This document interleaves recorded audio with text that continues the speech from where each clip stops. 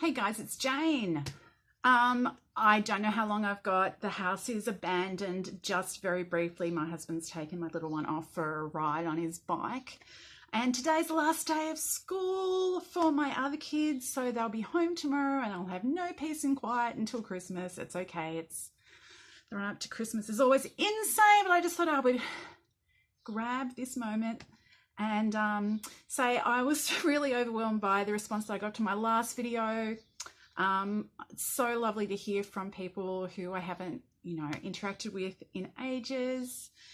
And I thought I would give this a shot, this whole fic reviewing thing. So I've got 4 recommendations of fics that I've read in the last week that were, worth recommending. I'm only going to go through them quickly, and I hope that maybe there's something in here that might appeal to some of you. So the first one, all the details for these I'll put in the description. So if anything sounds interesting, just go and find the link on AO3. Most of the fics that I read are on AO3, apart from Twitter thread fics, which are totally a thing that I really love, but most of my reading is on AO3. So that's where the links will be. The first one is No Balance by Silverclaw. This was rated G. It was quite short, 20k, 4 chapters.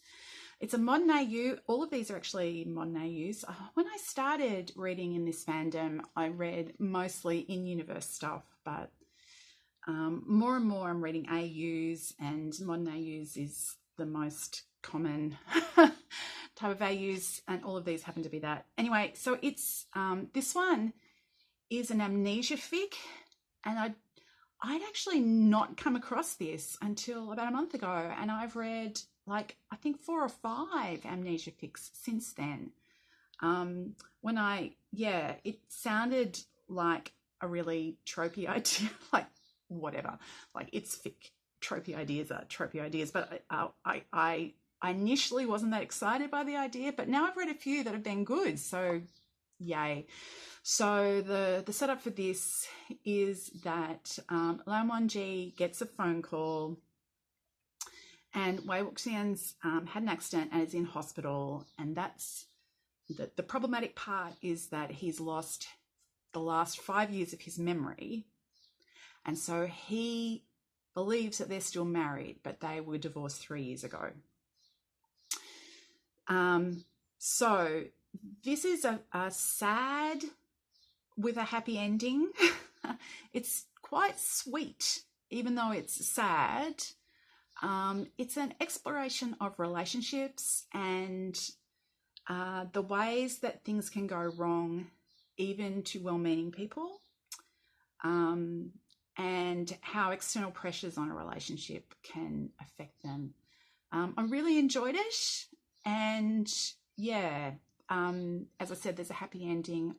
It's relatively short. That would be a strong recommendation. The second one I've got to talk about is a funny one. It's Only Fools Rush In by Just Peace. This one's rated T. It's also short. It was 22,000 words, but shorter chapters, 9 chapters. This one is an exploration of Chinese American identity or Asian American identity. So the setup is Wei Wuxian is a graduating senior in college. He's a biology major, but the place where he's studying has he can't graduate unless he has a certain number of credits in some general education field or whatever, which I've never heard of in Australia, but is a thing that happens in American stories, so I assume it's a thing, right? And he realizes it's quite late, and the last available slot in one of these things, these courses that he could take that will give him what he needs to graduate on time, is in this course about the Asian American experience. which he very, very reluctantly signs up for. Most of the students that he's studying with are like significantly younger than him, and that's where all the juniors come in, like Sishu and Jingni, and yeah, like the juniors are his classmates. The lecturer is Lan Wan, and his tutor, who marks his assignments, which are all terrible because he is not putting in any effort because all of his energy is elsewhere, is Lan Wan Ji. And so Lan Wan Ji and he kind of, at the beginning, are kind of at loggerheads, and then they get to know one another. Lan Wan Ji puts on this like extracurricular thing so that Wei Wuxian can kind of make up some of the credits that he had already lost for homework he had already like failed on by showing movies. So it's like an extra credit thing, and so they have these movie nights, and that's like the second half of the story is all like happening at these movie nights basically. And yeah, it's very funny. There's lots of stuff coming up out of the discussion of the movies, and they're real movies in the real world. Like they talk about the farewell and the wedding banquet and, you know, stuff. And it is, yeah, like, you know, they get together. How surprised is anybody? It's a fun read.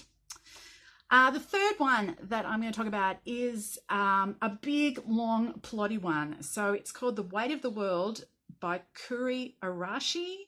It's rated T. It's 70,000 words. This is a Pacific Rim, the Untamed fusion fic, which on first like glance seems stupid, but it totally worked. If anybody who hasn't seen it, Pacific Rim is this big dumb action movie from a few years ago, and it's like, for a big dumb action movie, it was like really good. There's aliens who are kind of like somewhere between insects and squids, and they are like coming through a space-time rift and emerging out of an undersea rift in the Pacific. And the world has united and put all this money into these like great big giant fighting robots that are piloted by humans. So they're these mechas fighting squids is kind of the action of the film and in the story.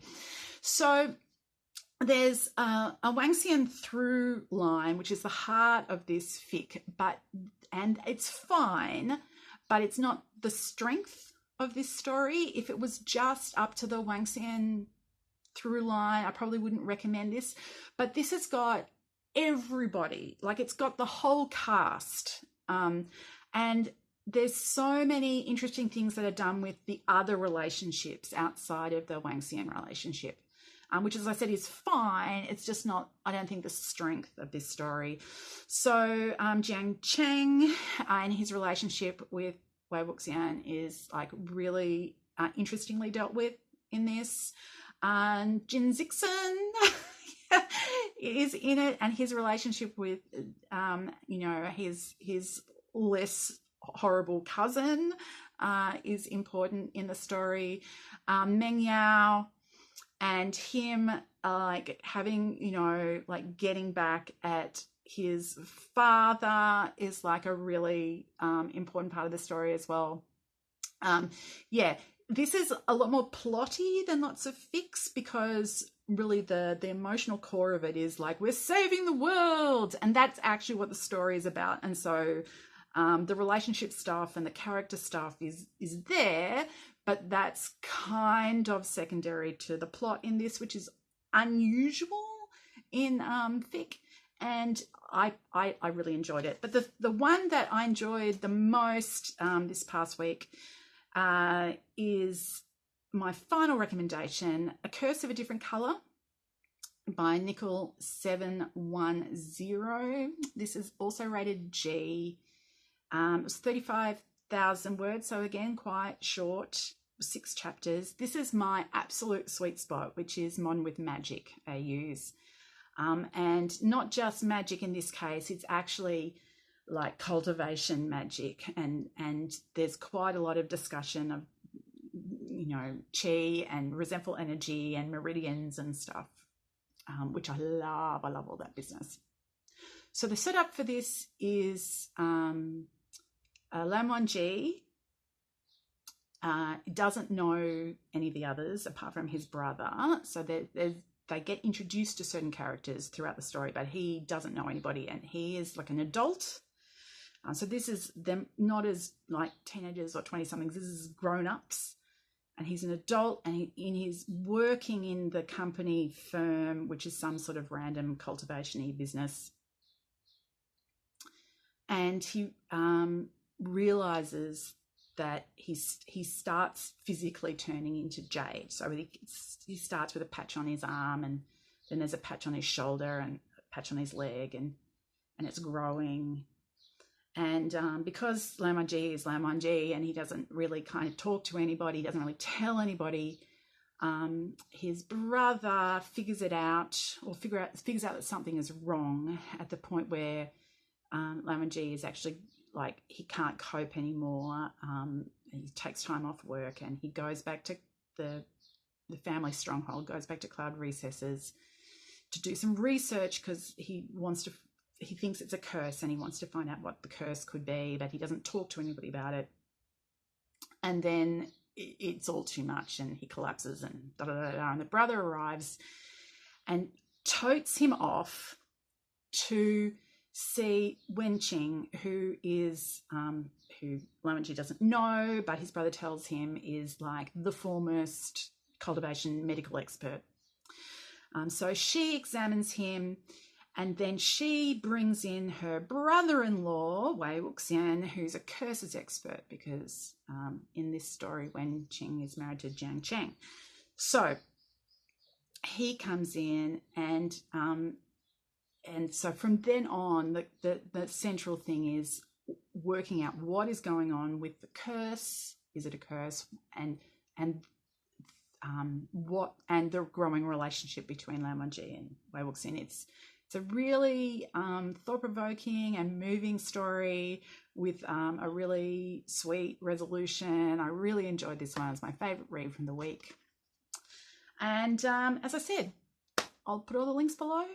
I'd love to hear any recommendations. If anybody who's watching this also reads the Untamed fic, I would love to get some recommendations, especially, I guess, Modern AU's Modern with Magic, which is, you know, my catnip. My other catnips are like Slow Burn, and I don't know, I love fluff, but there's got to be a bit of angst for flavor. Anyway, I hope everybody's well. Have a good Christmas. I probably won't talk to you between now and then. Hopefully I'll be back again after Christmas. Things get more relaxed for me once that's finally done. Talk to you later. Bye-bye.